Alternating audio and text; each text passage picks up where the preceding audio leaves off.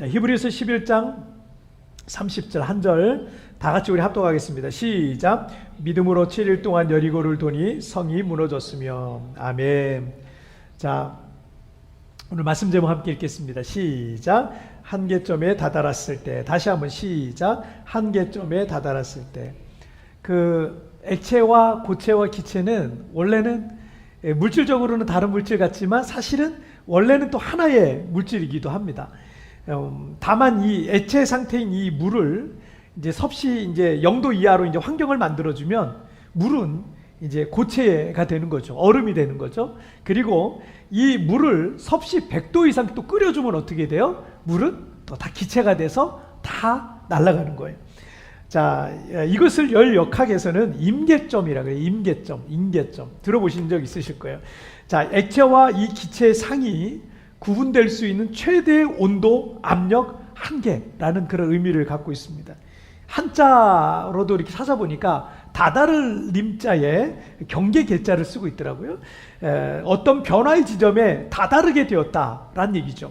이 온도에 따라서 고체가 액체가 되는 지점이 있잖아요. 그 어떤 지점까지 올라가다 보면 어느 순간 이 고체가 액체가 되는 거예요. 얼음이 물이 되는 거죠. 그리고 이 물도 또 어떤 지점까지 가면은 그 액체가 기체로 변화되는 그 지점이 있는데 그 최대의 온도와 압력의 한계를 이제 물리학에서는 임계점이다라고 이렇게 말하고 있습니다. 자, 임계점을 지나야 그 물질은 새로운 물질로 변화가 될 수 있는 거예요. 자, 이 임계점을 그래서 이거는 이제 사회, 경제, 뭐 정치 여러 가지 상황에서 사실은 많이 쓰여지고 있는 그 표현입니다. 그래서 그 임계점을 한계 또는 나의 한계점이라는 말로 바꿔서 우리는 쓰기도 합니다. 우리도 어떤 일들 앞에서 어떤 한계를 느낄 때가 있죠. 도전하고 또 도전했는데 실패하고 또 실패하는 이렇게 반복되는 실패를 보면 여기가 내 한계인가? 나는 더 이상은 안 되는 건가? 이런 생각이 들 때가 있어요. 처음 이 코로나가 시작되었을 때만 해도 두세 달이면 이 사태가 진정이 될 줄 알아요. 우리 모두 그렇게 생각하고 있었어요.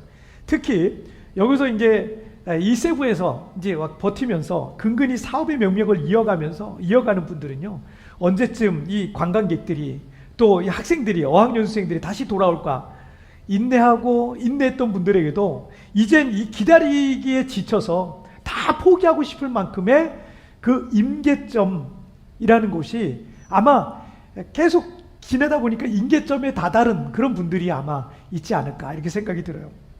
그런데 그 임계점을 지나야 새로운 변화라는 게 시작이 돼요. 물질이 바뀌는 거죠. 고체가 액체가 되고 액체가 기체가 되는 것처럼 그 임계점을 지나야 새로운 변화가 시작이 됩니다. 저 임계점 이하에서는 그냥 이전 모습 그대로 그냥 있는 거예요. 하지만 그 죽을 힘을 다해서 살아가다 보니까 숨이 막 턱 밑에까지 막 차오르기도 하고요.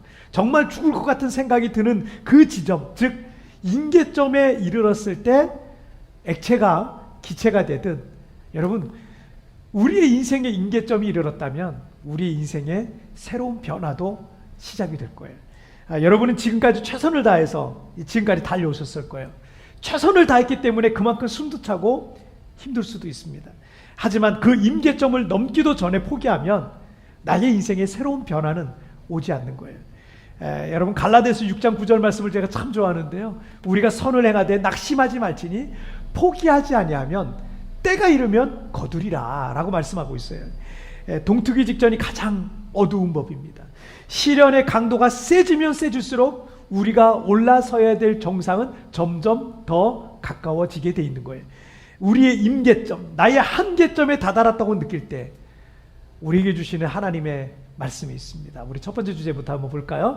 시작. 시험의 한계를 넘어라. 다시 한번 시작. 시험의 한계를 넘어라. 자, 물은 미지근할 때가 아니라 가장 뜨거울 때 기체로 변화될 수가 있는 것처럼 시련과 시험의 강도가 세면 셀수록 그리고 나에게는 나에게 이게 시험의 한계라고 생각될 만큼 어려운 상황이 있다면 이제 우리에게는 새로운 변화가 시작됐다. 내 삶에 새로운 변화가 시작될 것이다 라는 것을 여러분 기대하셔도 좋습니다. 이제 여러분에게 변화의 어떤 때가 가까이 온 거죠. 자, 그래서 그 시험의 한계를 넘을 때 내가 그토록 꿈꾸던 새로운 변화가 내 삶에도 시작이 될 거예요. 자, 이스라엘 백성들이 요단강을 건너서 약속의 땅, 이 가나안 땅에 들어와서 길갈이라는 곳에 진을 쳤어요. 그리고 가나안 땅의 첫 번째 정복 전쟁인 여리고성 전투를 이제 준비하고 있었습니다. 이 1868년에 고고학자들에 의해서 성경 속에 그 여리고성의 첫 발굴이 이제 시작이 됐는데, 그때까지만 해도요, 여리고성이 도대체 어디쯤 있었던 것일까 다 몰랐어요. 근데 여리고라는 그 지역에 거대한 그 흙으로 뒤덮인 커다란 언덕이 있었대요. 근데 그 커다란 언덕이 있었는데 고고학자들이 저게 의심스럽다고 이렇게 생각해서 1868년부터 약 100여 년에 걸쳐서 인내심을 갖고 그 흙을 들춰내기 시작했어요. 아주 두껍게 덮여있던 그 흙을 걷어내기 시작했어요. 땅을 파기 시작했어요. 그리고는 거기에 여리고성의 실체가 나오기 시작했습니다. 여리고성은 내벽과 외벽에 이중성벽으로 되어 있었어요. 성경 말씀 그대로였어요. 이중성벽으로 되어 있었고, 외벽은 두께가 약 2m 정도 두께니까 굉장히 두꺼운 벽을 갖고 있었고요. 그 외벽의 높이가 약 7m 정도 됩니다. 7m 정도 벽으로 되어 있었고요. 그 외벽과 내벽 사이가 약 14m 정도 높이의 큰 높이의 언덕이 있었는데, 그 경사가 이렇게 14m 정도의 경사가 져 있었습니다. 그리고 그 높은 뚝 위에 14m 뚝 위에 다시 9m 정도 되는 높은 성벽이 또 하나 더 있었습니다. 자, 여리고성은요, 절대 무너뜨릴 수 없는, 정복할 수 없는 그런 난공불락의 철의 요새와 같은 곳이었습니다. 그리고 여리고성은 이스라엘이 가나안 땅에 들어왔다는 소식을 듣고 지금 성문을 굳게 닫고 전쟁을 지금 철저하게 준비하고 있었습니다. 이스라엘이 섣불리 선제 공격을 했다가는 크게 피해를 볼 수도 있는 그런 상황이었습니다. 결코 만만치도 않고 또 정복이 가능하지도 않은 완벽한 요새의 모습이 여리고성이었다 그래요. 자, 여호수아 6장 3절과 4절 말씀 함께 읽겠습니다. 시작. 너희 모든 군사는 그 성을 둘러 성 주위를 매일 한 번씩 돌되 엿새 동안을 그리하라. 제사장 7은 7 양각 나팔을 잡고 언약궤 앞에서 나아갈 것이요, 7째 날에는 그 성을 7번 돌며 그 제사장들은 나팔을 불 것이며. 자, 그런데 하나님께서 그 성을 정복할 전략을 하나 주셨는데요, 전혀 이해할 수 없는 아주 황당한 작전을 주신 거예요. 모든 백성들이 언약궤를 앞세우고 그 성을 매일 한 바퀴씩 돌라는 거예요. 7일째 되었을 때는 7바퀴를 돌라는 거예요. 그리고 나팔을 불면서, 제사장들이 길게 나팔을 불면 온 백성들이 큰 소리로 외치면 그 성이 무너질 것이다. 자, 이게 작전이었어요. 여러분, 성을 공격하는 그 공선전이라 그래. 공성전은요, 굉장히 까다로운 전쟁입니다. 이 손자병법에서도 이 공선전을 위해서는 준비 기간이 약 3개월 정도 필요하다, 이렇게 말하고 있을 정도로 공격자 입장에서는 많은 불리함을 안고 하는 그런 전투였습니다. 역사 속에 유명한 공성전이 하나 있는데, 영화에도 막 나왔어요. 그게 뭐냐면 콘스탄티노플 콘스탄티노플 폴리스죠. 거대한 이 콘스탄티노플 성을 터키의 그 오스만 군이 이제 공격을 하는 그 내용이 역사 속에 아주 중요한 그런 공선전이었습니다. 그런데 이 콘스탄티노플에는 7,000명의 그 수비대가 이 방어를 했습니다. 그리고 이 오스만 투르크군은요, 약 10만 명의 군대를 앞세워서 그 성을 계속 공격했는데 7,000명밖에 안 되는 이 수비대가 오랫동안 이 성을 지켜냈다는 얘기죠. 튼튼한 이 방어 성벽 안에서 전투를 치르는 이 군대는요, 피해를 아무래도 덜 입는 거예요. 하지만 이 성 밖에 무방비로 성벽을 막 기어오르는 이 공격자 입장에서는요, 자칫하면 엄청난 피해를 입을 수밖에 없는 거죠. 더더구나 오늘 본문의 배경인 이 여리고성의 경우는요, 이중 성벽으로 된 난공불락의 요새였습니다. 그런데 그런 성을 정복하기 위해서 전략이라는 게 고작 매일 한 바퀴씩 그 성을 돌고 7째 날에는 7바퀴 돌고 마지막 날 7바퀴 다 돈 다음에 나팔 소리와 함께 큰 소리 치르면 성이 무너진다, 이런 황당한 내용이었습니다. 자, 하나님의 전략이었는데 여러분 여기에는요 몇 가지 시험이 나와요. 시험, 테스트라고도 할 수 있어요. 첫째는 뭐냐면 첫째, 나를 완전히 내려놓는가 이거예요. 나를 완전히 내려놓는가. 신앙은 이해가 되면 믿고 이해가 되지 않으면 안 믿는 게 신앙이 아니에요. 하나님의 지혜와 지식과 능력은요 내 머리로 다 이해할 수 없는 영역입니다. 여러분 우리가 하나님을 다 이해할 수 없어요. 그 하나님의 지혜와 지식은요 우리가 이해할 수 없는 영역에 속한 거예요. 그래서 나를 내려놓을 때 진정한 신앙이 시작이 되는 거예요. 자신의 지식과 능력과 경험만을 믿고 사는 사람은요 결코 하나님을 받아들일 수가 없는 거예요. 나를 내려놓지 못하기 때문에 하나님을 안 받아들여지는 거예요. 그냥 여리고를 돌라라는 전략은요 도저히 이해되지 않는 아주 황당한 전략이었습니다. 이것은 나를 완전히 내려놓고 하나님의 지혜를 따르겠는가 라는 첫 번째 테스트였던 거죠. 자, 두 번째 테스트는요 끝까지 신뢰하는가 라는 거예요. 끝까지 신뢰하는가. 하나님께서 전능하신데 이런 생각 들잖아요. 7바퀴가 아니라 그냥 한 바퀴만 돌든지 아니면 하루에 7바퀴 다 돌든지 해도 얼마든지 하나님은 기적을 일으킬 수 있는 전능하신 분 아닙니까? 그런데 일주일이라는 시간을 둬요. 그리고 하루에 한 바퀴씩 돌라 하시고 마지막 날 7바퀴를 돌라 그래요. 자, 믿음이라는 거는요 시간이 지나도 변하지 않는 게 믿음인 거예요. 믿는다 그러는데 다음 날에는 안 믿어. 그럼 안 믿은 거예요. 안 믿은 거예요. 믿는다 그러면 다음 날 돼도 믿고 있어야 되는 거예요. 그래서 여러분 정말 이 대단한 사람은요 오래 가는 사람이에요. 끝까지 가는 사람이에요. 그 사람이 대단한 사람이지 오늘은 막 엄청 믿음이 좋은 것 같은데 내일은 믿음이 없어? 그러면 그건 진짜 아직 제대로 된 믿음이 아닌 거예요. 끝까지 믿는 거예요. 끝까지 믿는 거예요. 사랑도 그런 거 아니에요? 사랑도 사랑한다 그러지만 오늘은 사랑하는데 내일은 안 사랑해. 그건 진정한 사랑이 아니었던 거예요. 그 사람이 아프거나 병들거나 문제가 있거나 그래도 끝까지 사랑하는 게 진짜 사랑 아니겠습니까? 믿음이 그런 거예요. 여러분 하나님께서 우리에게 어떤 기간을 사실 주세요. 어떤 경우는요. 그런데 그때 응답이 안 되고 빨리 역사가 안 일어나고 그런데 끝까지 하나님을 신뢰하는지 보고 계실 때가 있어요. 그래서 두 번째는 뭐예요? 두 번째 테스트는 끝까지 신뢰하는지 보신다는 거예요. 여러분 하나님께서 우리의 믿음을 테스트하실 때 그래서 우리는 이 믿음의 한계를 넘어야 되는 거예요.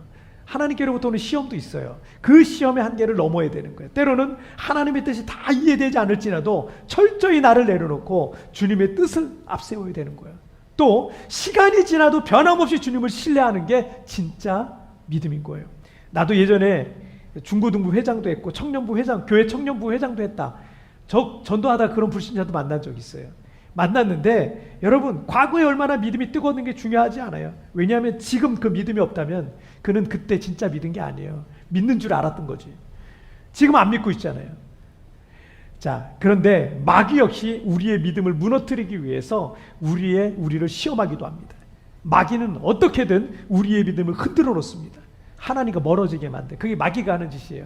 하나님과 멀어지게 교회와 멀어지게 하고 예배를 귀찮게 하고요. 기도하기를 귀찮게 하고요. 또 다른 교인들과도 불편한 관계를 만들어서요. 결국 교회를 떠나게 만들어요. 그게 누가 하는지 하나님이 하시겠어요? 그건 마귀가 하는 짓인 거예요. 이런 마귀의 시험이 있다. 여러분 넘어가야죠. 넘어가야 되는 거예요. 마귀의 시험을 넘지 못하면 마귀가 원하는 대로 사는 거죠. 그렇잖아요. 마귀의 시험을 넘지 못하면 마귀가 원하는 대로 내가 살아가는 거예요. 시험이 왔을 때 마귀 편에 서지 말고 하나님 편에 서야 되는 거예요. 마귀가 원하는 대로 가지 말고 하나님이 기뻐하시는 대로 가야 되는 거예요. 마귀가 좋아할 만한 여러분 그런 반응을 보이면 안 됩니다. 하나님의 뜻대로 가시길 바랍니다. 오스왈드 챔버스는 그의 저서인 주님의 나의 최고봉에서 이런 얘기를 했어요. 하나님께서는 저절로 내가 예수님처럼 생각하도록 만들지 않으셨습니다. 나 스스로 그렇게 해야 합니다. 즉 나의 모든 생각을 주님께 복종하도록 해야 합니다. 내게 찾아온 시험의 한계를 넘는 것 결국 나의 선택에 따라 달려있는 거예요. 내가 넘느냐 안 넘느냐. 내가 선택하는 거에 따라 넘을 수도 있고요. 안 넘을 수도 있는 거예요. 자, 이것을 고린도후서 10장 5절에서 이렇게 말씀하고 있어요.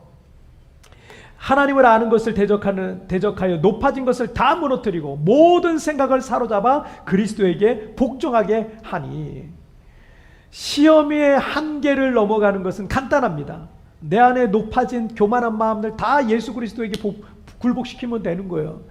내가 알면 얼마나 압니까? 내가 능력이 있으면 얼마나 있습니까?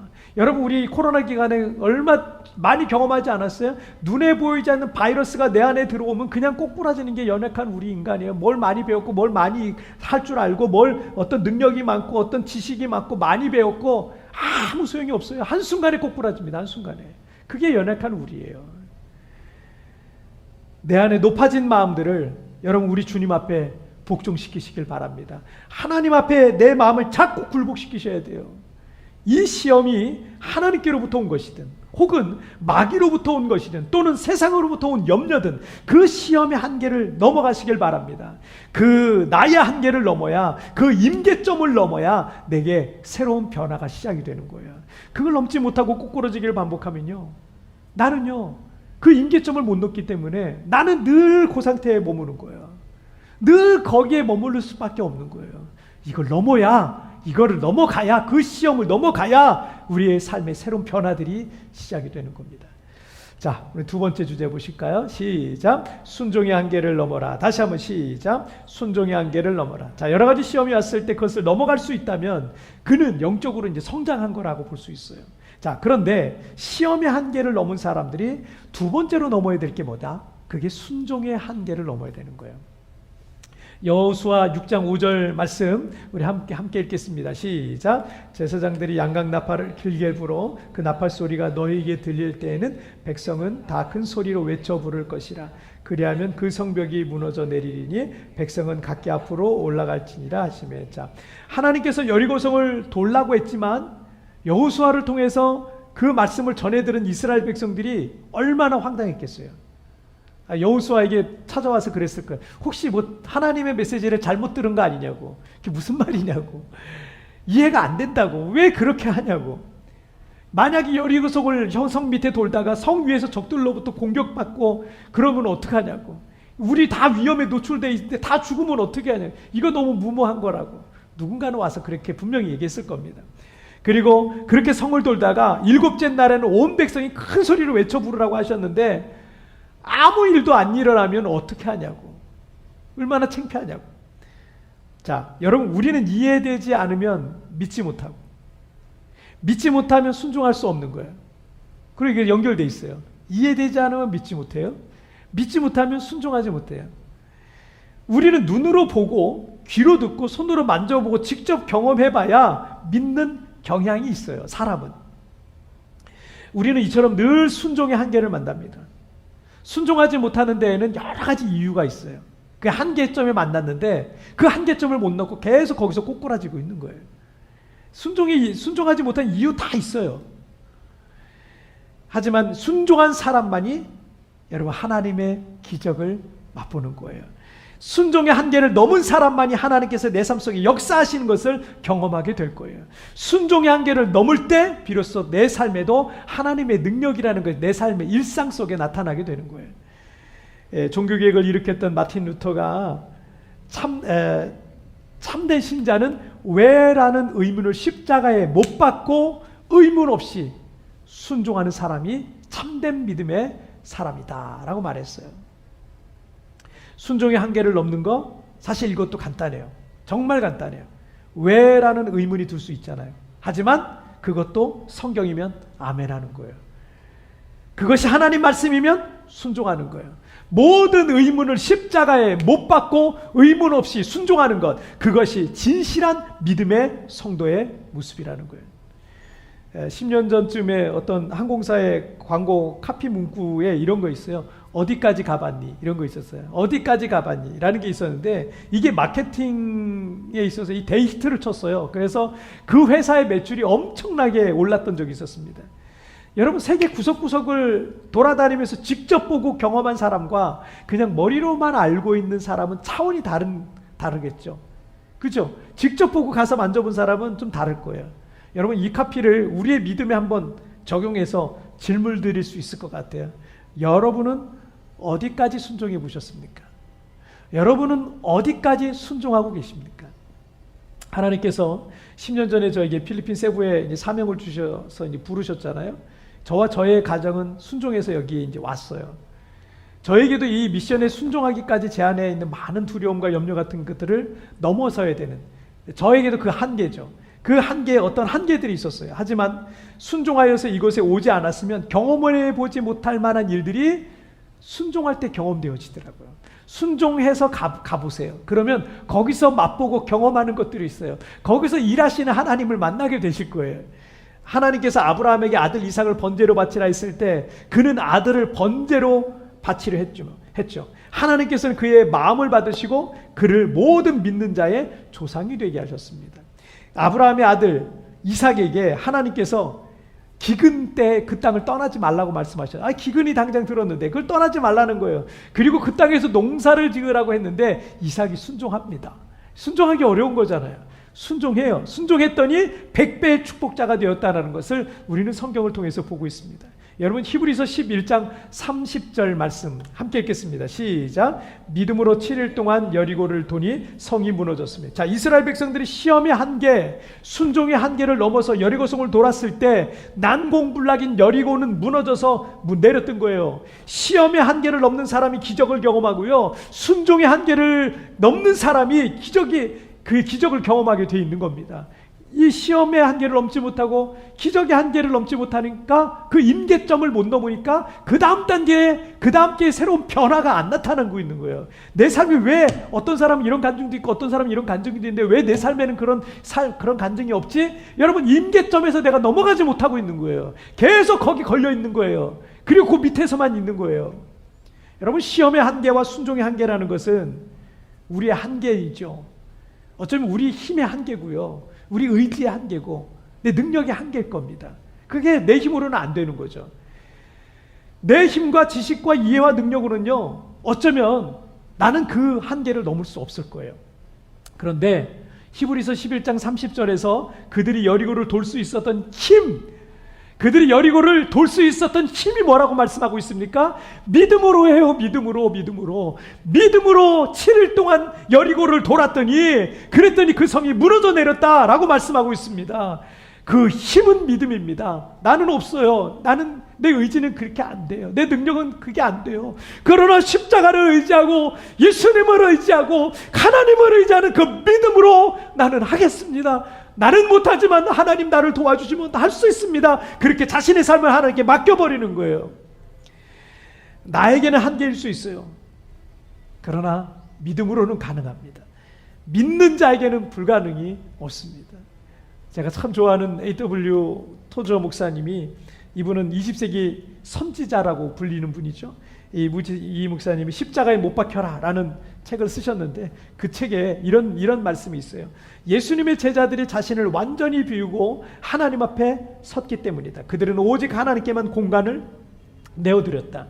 그들이 완전히 빈 그릇이 되어서 그분 앞에 나왔을 때 그분이 급하고 강한 바람처럼 임하여 채워주셨다.